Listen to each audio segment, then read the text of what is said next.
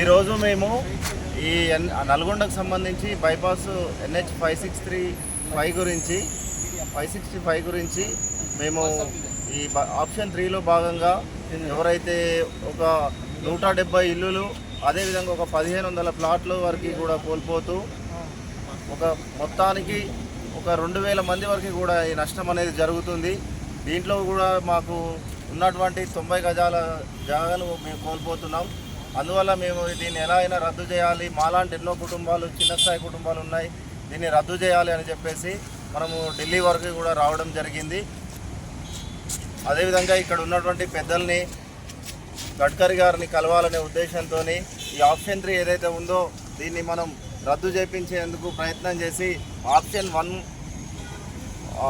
1 అమలు అయ్యేలా చేయాలని మా యొక్క విన్నపాన్ని తెలుపుటకు మేము ఢిల్లీ వరకు కూడా వచ్చాం.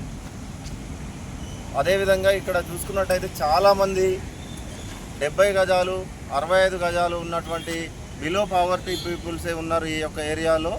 వారు తీవ్రంగా నష్టపోతున్నారు. దీన్ని మనం ఎలా అయినా రద్దు చేయాలనే ఉద్దేశంతో మేము తీవ్రంగా గత నెల రోజుల నుండి మేము కృషి చేస్తున్నాం. దీని కొరకు అన్ని పార్టీలు కూడా మాకు సహకరిస్తున్నాయి. ఈ ఉద్యమాన్ని మేము పెద్ద ఎత్తున తీసుకుపోవాలని నిర్ణయించుకున్నాం.